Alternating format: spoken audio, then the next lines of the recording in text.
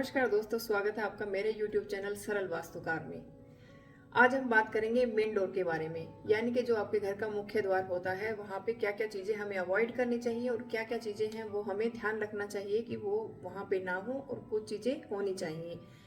सबसे पहले हम बात करेंगे कि जो घर का मेन डोर होता है, कोशिश कीजिए कि उसको क्लटर फ्री रखें, यानी कि वहाँ पे किसी तरीके का आर्ट कबाड़ ना पड़ा हो उसके पास में, या जूते चप्पल इस तरीके से ना पड़े हुए हों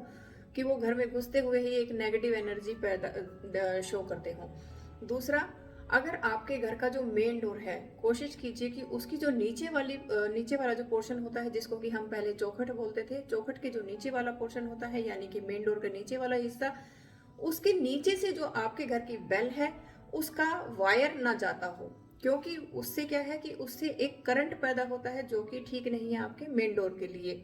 उसके अलावा वहां पे लाइटिंग जो है वो अच्छी रहती हो, क्योंकि ये एक ऐसा पोर्शन होता है जो आपके घर के अंदर और घर के जो बाहर यानी कि समाज के साथ आपको कनेक्ट करता है, यानी कि वो एक बहुत ही मेन पोर्शन जो है वो आपके घर का होता है। उसके अलावा कोशिश कीजिए उसको डेकोरेटिव साफ सुथरा बढ़िया रखें। उसके अलावा आप देखिए कि अगर जो आपके घर का जो मेन डोर है उसके बाहर कोई आपने ऐसा जो आपके घर का मेन सीवरेज है वो तो उस मेन डोर के सामने तो नहीं बनाया हुआ है, वो आपको नेगेटिव इफेक्ट जरूर देगा। कोशिश कीजिए कि अगर ऐसा है तो उसको ऊपर से ब्लॉक करवा ले, कलर के थ्रू या टेप के थ्रू। अगर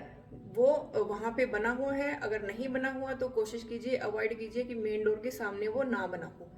दूसरा, हम अक्सर ये करते हैं कि जैसे ही मेन डोर आपका वहां पे होता है और उसके सामने ही हम वाटर टैंक बना देते हैं। वाटर टैंक बनाने भी ठीक नहीं है। अगर आपकी वो डायरेक्शन अलाउ भी करती है वहां पे वाटर टैंक बनाने के लिए भी, तो भी मेन डोर से थोड़ा सा हटकर ही उसे बनाएं, उसको बिल्कुल मेन डोर के सामने ना बनाएं, वो ज्यादा बेहतर होगा आपके लिए। उसके अलावा आप ये ध्यान रखें कि मेन डोर के सामने कोई पिलर ना पड़ता हो, यानी कि एक तरीके की कोई ब्लॉकेज ना क्रिएट होती हो, क्योंकि पिलर होएगा तो कोई ना कोई थोड़ी ब्लॉकेज आपको टेढ़ा कहीं से घूम के थोड़ा सा हल्का सा एडजस्ट करके आना पड़ेगा, वो ना हो। उसके अलावा कोई बड़ा पेड़ बिल्कुल मेन डोर के बिल्कुल सामने ना पड़ता हो, कि मेन डोर और जो आपके बाहर का गेट होता है उसके बीच में ना पड़ता हो।